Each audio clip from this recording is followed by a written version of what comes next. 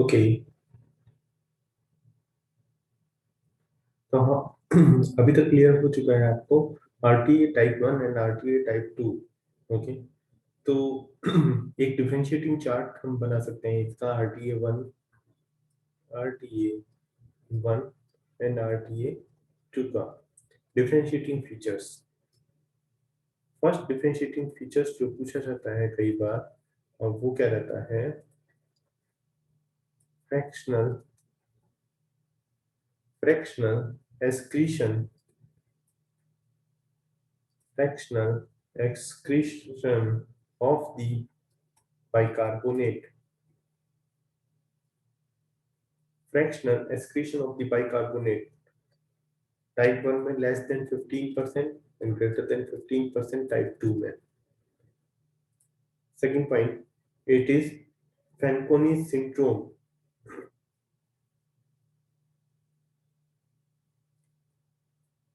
Fanconi syndrome किसमें देखने को मिलता है? Fanconi syndrome टाइप 2 में. Okay.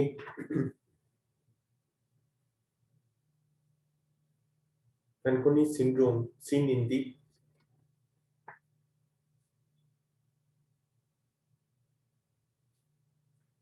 type 2. Then third point. Third point is minimum urinary pH. It is greater than 5.5. जैसे कि मैंने बताया था टाइप 1 में, टाइप 2 में मैंने एक्सप्लेन नहीं किया था, but it is less than 5.5. Okay. Fourth point जो अच्छे से एक्सप्लेन किया, it is renal stone formation scene in the type 1, type 2 में एब्सेंट. अगर फिफ्थ पॉइंट ये भी अच्छे से एक्सप्लेन किया, it is citrate urinary citrate level type 1 में इट इज डिक्रीज, टाइप 2 में it is increase. Okay.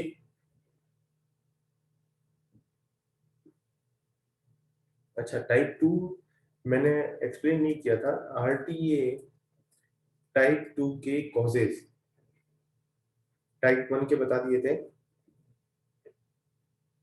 Type 2 के causes, it is secondary to autoimmune disease,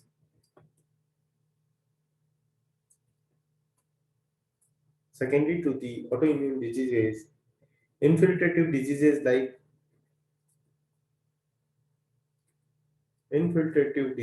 like the Wilson disease, uh, glycogen storage disorder,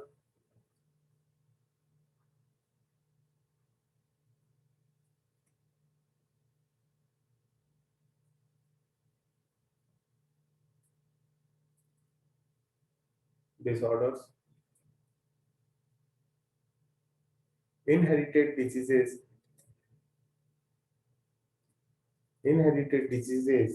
like the Dent's syndrome, Dent's syndrome, and Lovis syndrome.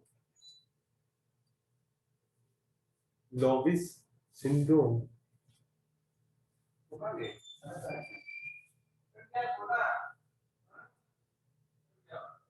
It is both are the X-linked recessive.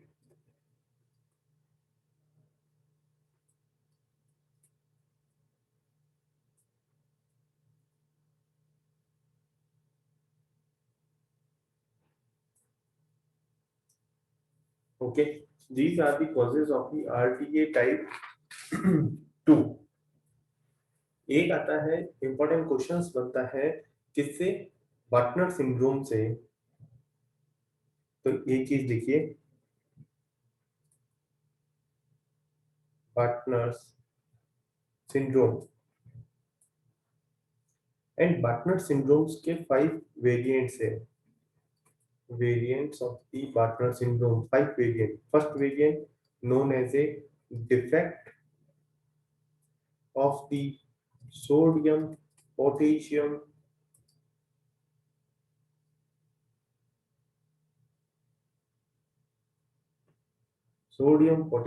and 2 chloride channel. Second variant is defect of the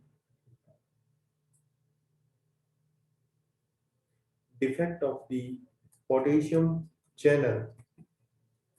Third variant, it is defect of the basolateral chloride channel. Basolateral chloride channel. Fourth variant, it is Bartin, defect of the Bartin. ये Bartin channel कौन सा होता है? It is the subunit. It is the subunit of the chloride channel. Bartin, it is the subunit of the chloride channel. Last, fifth variant is defect of the calcium sensing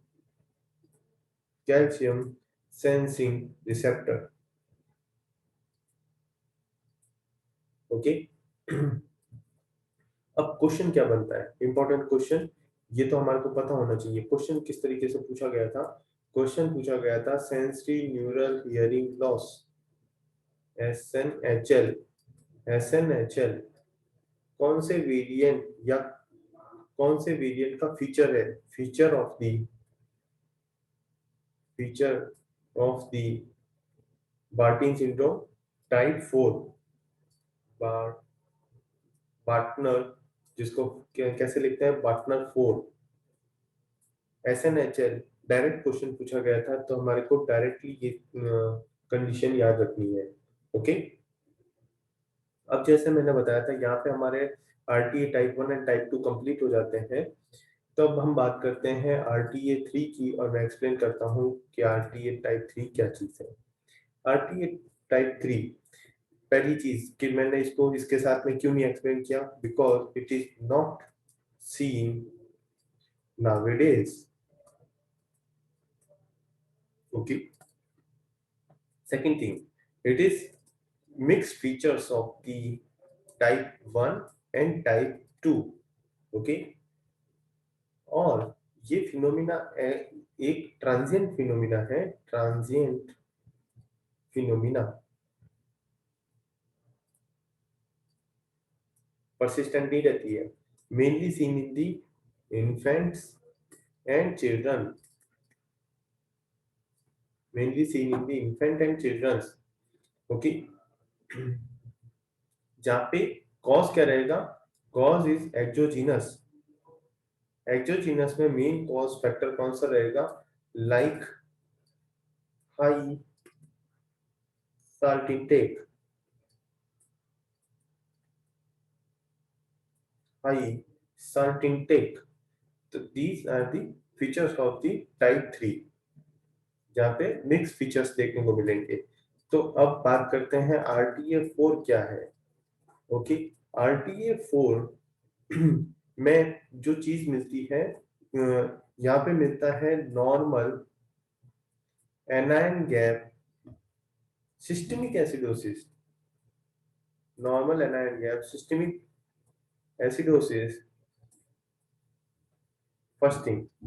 second thing, यहाँ पे क्या मिलेगा हमारे को? Increase the level of the potassium.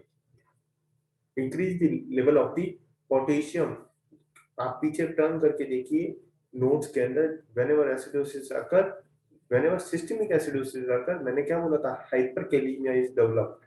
But ये RTA का feature नहीं हुआ, इसीलिए RTA4 को मेन RTA के अंदर नहीं रखते हैं ड्यू टू दिस।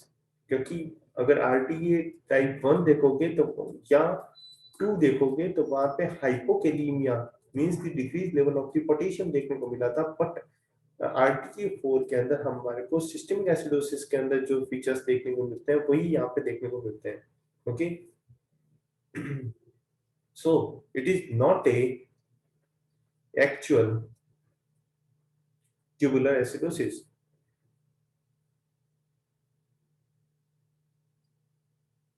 ओके, और tubular disease.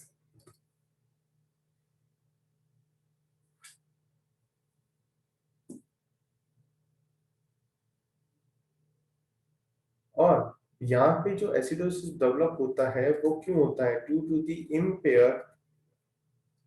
Empire ammonia production in the PCT. That's why causing the,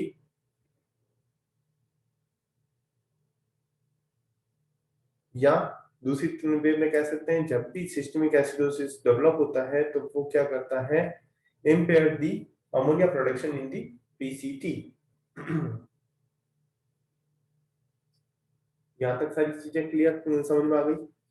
तो अब वापस से एक बार नींद उड़ा लेना आपकी, और सबसे इंपॉर्टेंट टॉपिक आ रहा है किडनी से, और वो है नेफ्रोजेनिक डीआई, डायबिटीज इंसिपिडस। आपको लगता है कि ये बहुत इजी टॉपिक है, बट ये इतना भी इजी नहीं है, ठीक है? डायबिटीज इंसिपिडस को समझना बहुत जरूरी है। पहले डायबिटीज इंसिपिडस को समझेंगे तब हम समझ पाएंगे नेफ्रोजेनिक डीआई को। ओके, डीआई किसको बोलते हैं? बाय डेफिनेशन हमारे को पता है, known as a polyuria with polyuria with urinary osmolality is decreased by the less than 300 milli osmol. जैसे कि मैंने आपको फर्स्ट डायग्राम आपको अगर याद हो तो वो मैंने बनाया था इस तरीके से, यहाँ पे बता देता हूँ कि ये कॉर्टिकल्स, यहाँ पे जो नॉर्मल ब्लड का ऑस्मोलरिटी रहता है वो 300 रहता है, मेडुलरी तक आते आते वो कितना हो जाता है? 1200 मिली ऑस्मोल हो जाता है। बट यहाँ पे लेस देन 300 ml हमारे को क्या मिलता है?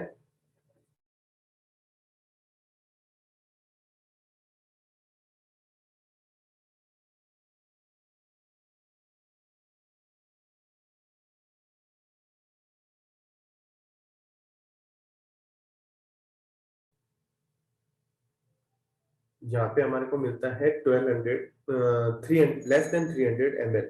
Okay, and polyuria by definition कितनी होनी चाहिए? Polyuria is greater than 50 ml per KG body weight per day. And इसका मतलब क्या हुआ? अगर मेरा वेट 50 केजी है तो मेरा यूरिन आउटपुट कितना होना चाहिए? 2.5 लीटर पर डे। तो उसको मैं क्या कहूंगा? पॉलीयूरिया। एंड अगर मेरा 70 केजी बॉडी वेट है तो मेरा यूरिन आउटपुट कितना होगा? 3.5 लीटर। तब मैं उसको क्या कहूंगा? पॉलीयूरिया। ओके, तो कहीं पर भी कोई कंफ्यूजन नहीं, ठीक है? तो जो यूरिनरी ऑस्मोलरिटी है तो वो कैसी हो सकती है?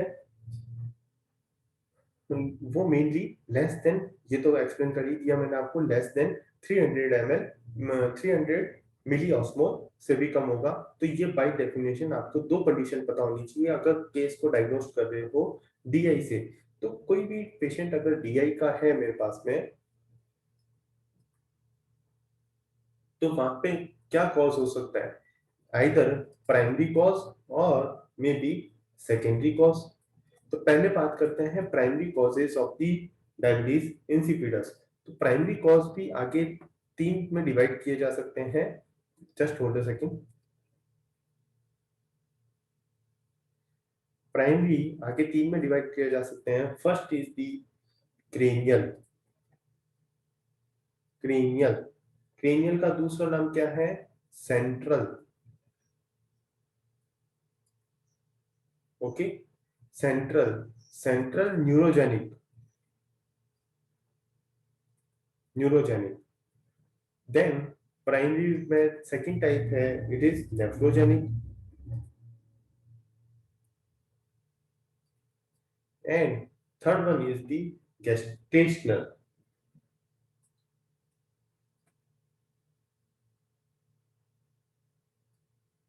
ओके, तो हम एक एक को लेके बात करते हैं। अगर क्रेनियल डीआई की बात करें तो क्रेनियल डीआई के अंदर आपको पता है क्रेनियम से मेन कॉज है, मींस यहाँ पे क्रेनियम से ही हमारा क्या हो रहा है, डिक्रीज दी एडीएच सिक्रीशन, डिक्रीज दी एडीएच सिक्रीशंस। अब आपको भी पता है एडीएच कहाँ से सिक्रीट होता है, by the posterior pituitary, but production कहाँ पे होता है, कोई भी बताएगा, चैट बॉक्स। आपको पता है पोस्टीरियर पिट्यूटरी में हमारा क्या रहता है, पोस्टीरियर पिट्यूटरी से हमारा एरिया सिक्रीशन रहता है, बट प्रोडक्शन पोस्टीरियर पिट्यूटरी में नहीं होता है। प्रोडक्शन ऑफ द एडीएच कहाँ पे होता है,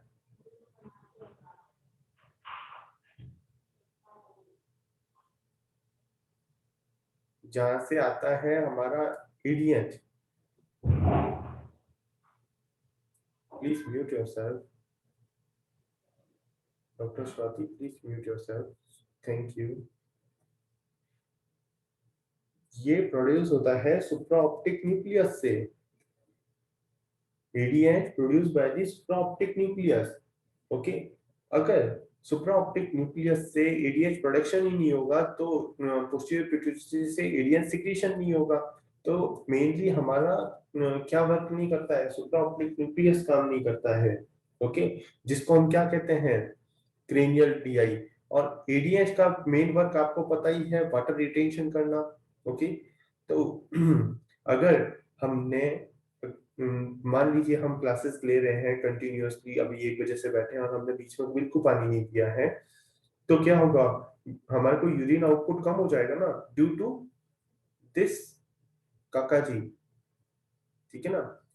अब एडीएच वर्क करता है ऑन दी डीसीटी, इसीलिए तो वाटर रिटेंशन होता है एंड हमारा यूरिन आउटपुट ऑटोमेटिकली डाउन हो जाता है, ठीक है। अगर हमारा एडीएच नहीं आया तो हमारा यूरिन आउटपुट नॉर्मल रहेगा जितना होना चाहिए, इसीलिए वहां पे क्या डेवलप होता है, पॉलीयूरिया डेवलप होता है। ये बेसिक फंडा हुआ।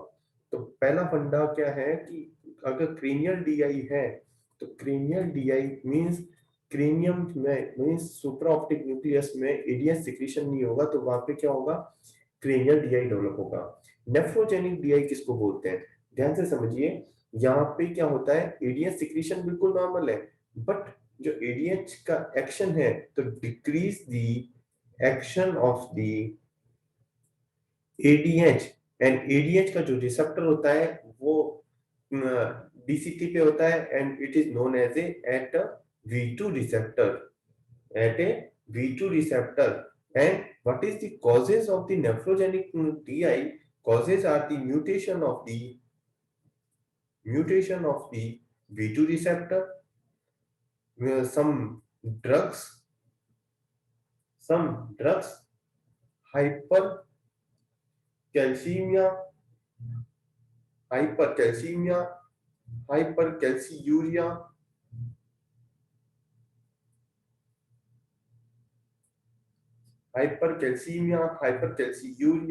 and hypokalemia. These are the causes where nephrogenic DI can develop. Okay. And last primary cause is gestational. अब gestational में क्यों डेवलप होता है, एक्चुअल में प्लेसेंटा एक एंजाइम सिक्रीट करती है and known as a N terminal peptidase,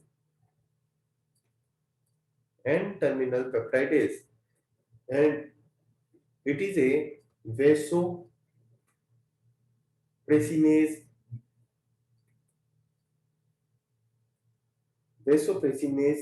enzyme and secreted by the placenta, secreted by the placenta। अगर प्रेसिनेज एंजाइम है मींस डेफिनेटली आपको समझ में आ रहा होगा एडीएच को ही प्रेसिन एंजाइम हार्मोन बोलते हैं, तो वो उसको क्या कर लेगा, डाइजेस्ट कर लेगा, तो उसकी वजह से क्या होगा, definitely degradation of the ADH hormone.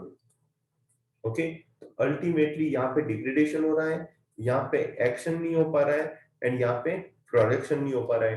तीनों ही डीआई समझ में आए अच्छे से? ओके।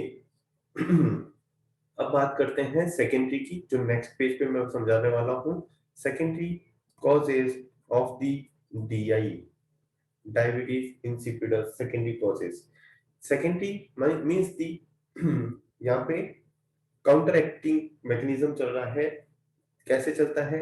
डिक्रीज दी सीरम ऑस्मोलरिटी, मैंने पानी नहीं पिया तो उससे क्या हुआ,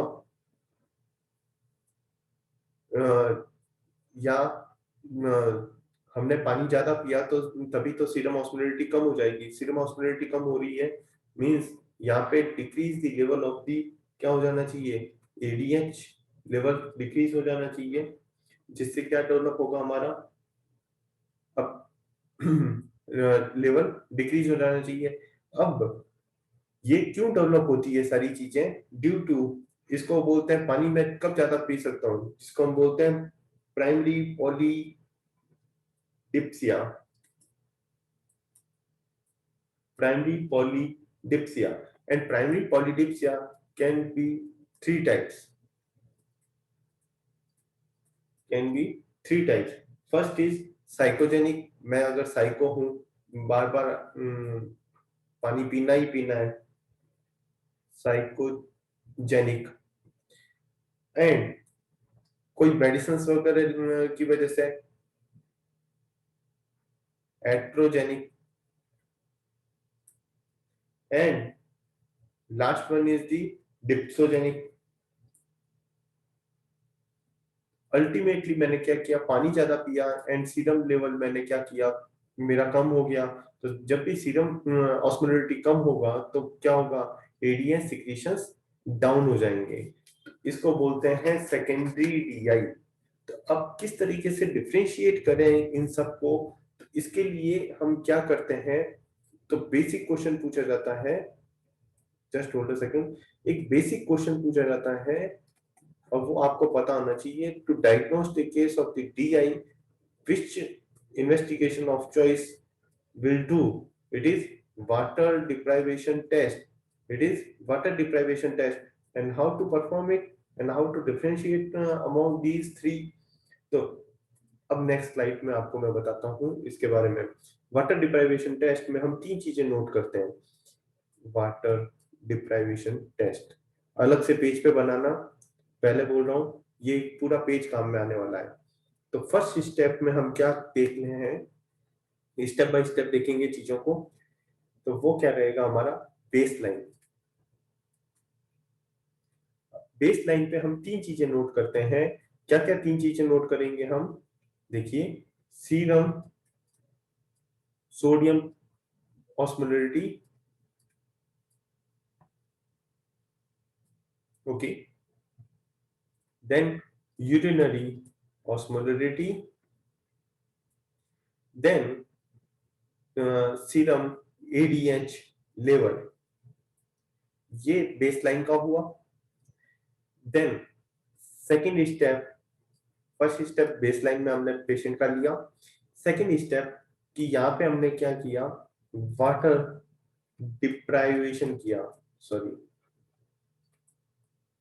डिप्राइवेशन किया। वाटर डिप्राइवेशन मीन्स क्या, मैंने पेशेंट को पानी नहीं पिलाया। कितने घंटे के लिए, 8 से 10 घंटे के लिए मैंने बिल्कुल पानी नहीं पिलाया उसको। तब वापस से यही सेम तीन चीजें नोट करेंगे, सीरम सोडियम ऑस्मोलरिटी पे क्या फर्क आएगा, यूरिनरी ऑस्मोलरिटी पे क्या फर्क आएगा, एंड सीरम एडीएच पे क्या फर्क होगा। देन थर्ड स्टेप में आगे बताऊंगा, थर्ड स्टेप में हम क्या करते हैं, ठीक है। अगर एक्जोजीनसली मैं पेशेंट को क्या दे दूं, वेसोप्रेसिन या एडीएच, एक्जोजीनसली अगर हम दे दें तो तीनों चीजों पे क्या इफेक्ट आएगा। ओके, तो अपना चैट बॉक्स ऑन करें प्लीज, और मेरे साथ साथ में अपना आंसर टाइप करते रहें। ठीक है, अगर नॉर्मल पेशेंट है तो नॉर्मल पेशेंट का सीरम सोडियम ऑस्मोलरिटी क्या रहेगा? अगर नॉर्मल पर्सन है,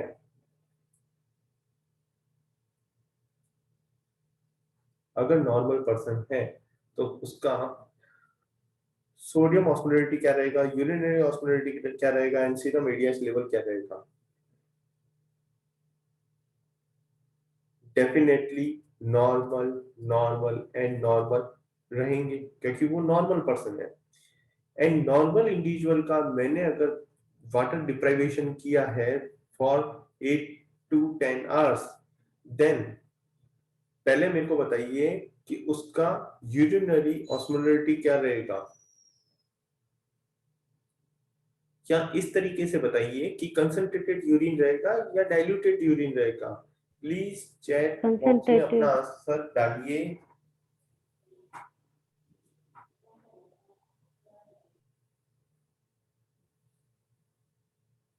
अगर पर्सन को मैंने वाटर डिप्राइवेशन किया है फॉर 8 to 10 आवर्स के लिए, तो उसका यूरिन कंसंट्रेटेड रहेगा या डाइल्यूट रहेगा।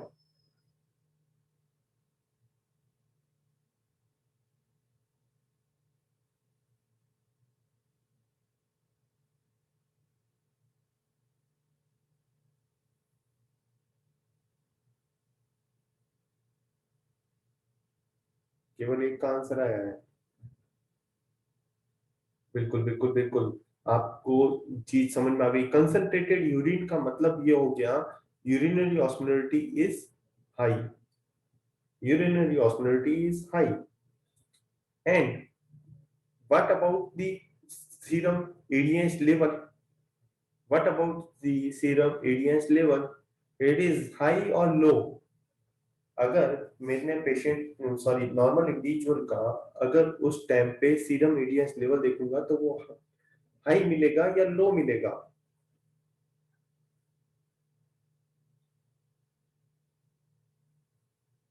वेरी गुड, हाई मिला तभी तो हमारा यूरिनरी कंसंट्रेशन हाई हुआ। Okay, and serum sodium level, क्या सीरम सोडियम ऑस्मोलरिटी क्या रहेगी? डेफिनेटली हाई होनी चाहिए, बट वो अराउंड एंड अराउंड नॉर्मल रहती है। नॉर्मल और हाई मिल सकती है। ठीक है, तो यहां तक कोई भी कंफ्यूजन नहीं है आपको। ठीक है, अब एक चीज ध्यान से समझिए, ये तो हुआ फर्स्ट थिंग। सेकंड थिंग, अगर मेरा क्रेनियल डीआई का पेशेंट है, क्रेनियल डीआई का पेशेंट है, तो आपको भी पता है कि उस क्रेनियल डीआई पेशेंट का क्या मिलेगा। मेरे को सबसे पहले एडीएच लेवल क्या मिलेगा, बेस लाइन के अंदर डिक्रीज मिलेगा। यस, यस और नो, प्लीज। अगर ये चीज क्लियर हो जाएगी तो आपको नेक्स्ट आपको आंसर करने में इजी रहेगा। यस और नो, क्रेनियल डीआई पेशेंट में सीरम एडीएच लेवल लो मिलेगा। Okay, good. Then urinary osmolarity क्या मिलेगी, लो या high? If serum ADH level is low, तो बेस लाइन पे यूरिनरी ऑस्मोलरिटी क्या मिलेगी, कंसंट्रेटेड यूरिन मिलेगा या डाइल्यूट यूरिन मिलेगा? कंसंट्रेटेड यूरिन या डाइल्यूटेड यूरिन? एडीएच सिक्रीशन बिल्कुल लो है, तो बेस लाइन पे उस पेशेंट का यूरिनरी ऑस्मोलरिटी इस वे में बताइए मेरे को तो, कि वो कंसंट्रेटेड रहेगा या डाइल्यूट रहेगा। क्योंकि ऑस्मोलरिटी को इस वे से समझना बहुत इजी रहता है कि ये कंसंट्रेटेड यूरिन है या डाइल्यूट यूरिन है। Very good Menika, dilute, and very good Vikrant, it is diluted urine, it is diluted urine, and serum sodium osmolarity almost normal और मे बी इंक्रीज। ठीक है, अब इस पेशेंट को, अगर क्रेनियल डीआई पेशेंट को मैंने वाटर डिप्राइवेशन किया है फॉर 8 to 10 आवर्स के लिए, देन अब मेरे को बताइए कि वहां पे एडीएस लेवल इंक्रीज मिलेगा या डिक्रीज मिलेगा। पहले हम बात कर रहे हैं सीरम एडीएस लेवल की, तो वहां पे इंक्रीज मिलेगा या डिक्रीज मिलेगा? वाटर डिप्राइवेशन किया है क्रेनियल डीआई पेशेंट का, तो वहां पे सीरम एडीएच लेवल इंक्रीज मिलेगा या डिक्रीज मिलेगा?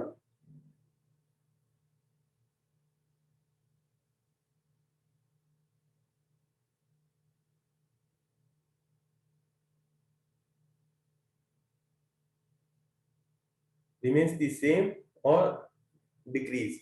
Good.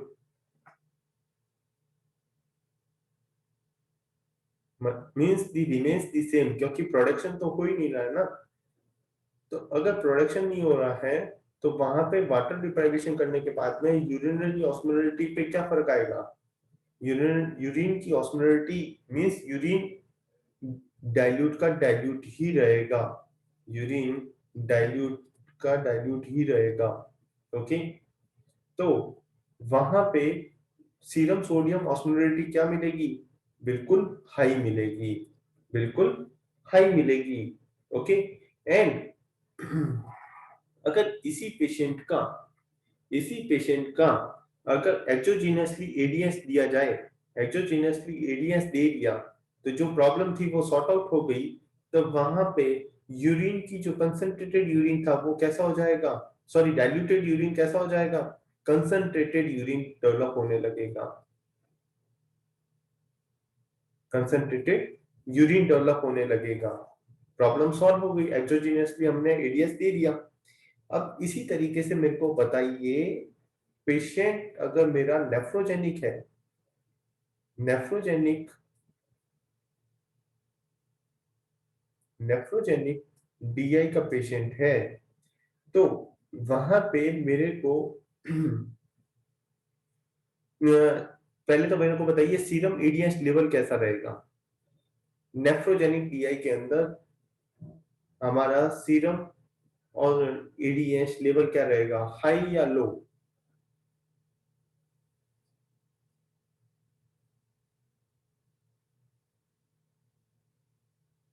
Very good Vikrant.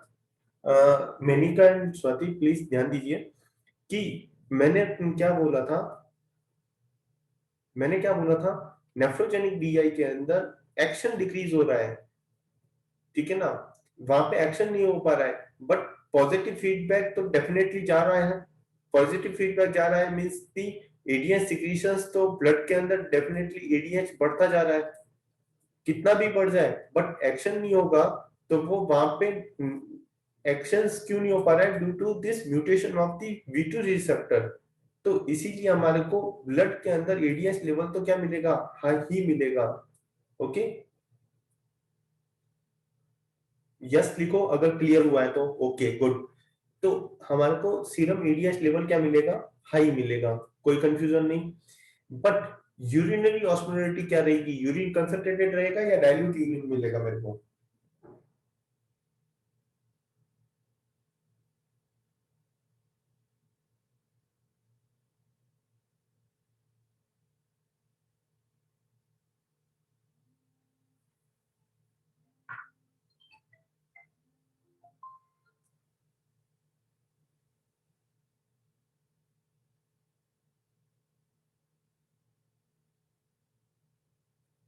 Very good. It is dilute urine.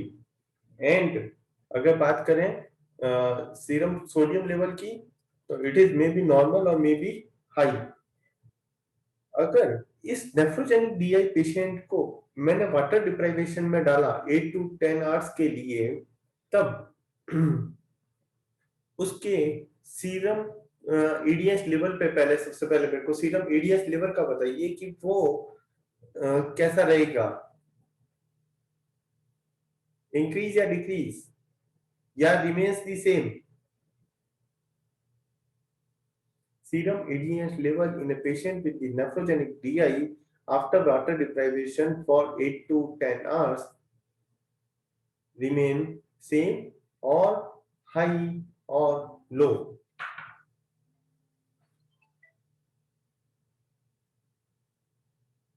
High. It is very high.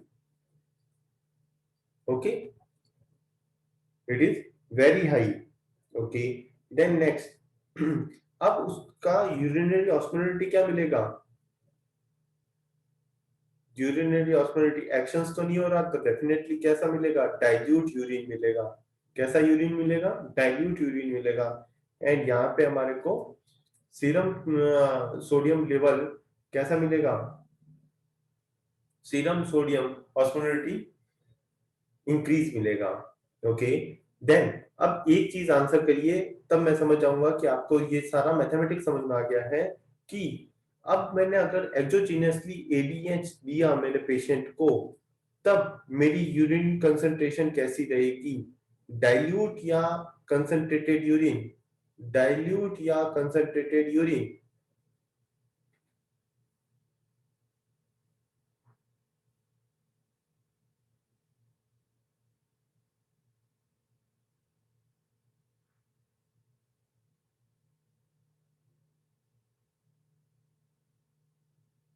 Very good, means आपको सारी चीजें समझ में आ गई कि एडीएच कितना भी दे दो, पेशेंट में एडीएच रिसेप्टर काम नहीं कर रहा है, इसीलिए वहां पे क्या मिलेगा हमारे को, सेम यूरिन मिलेगा, सेम कंसंट्रेशन का यूरिन मिलेगा। It is dilute urine. Okay, same urine मिलेगा, it is dilute urine. Okay, अगर मान लो मेरा पेशेंट, फोर्थ कंडीशन, छोटी सी कंडीशन है, फोर्थ कंडीशन, अगर मेरा पेशेंट प्राइमरी पॉलीडिप्सिया, जो कि साइकोजेनिकली पानी ज्यादा पीता है, तो उसके अंदर मेरा सीरम एडीएच लेवल क्या मिलेगा, डिक्रीज मिलेगा। जैसे कि मैंने अभी बताया था, ये जस्ट ये वाला फॉलो करिए,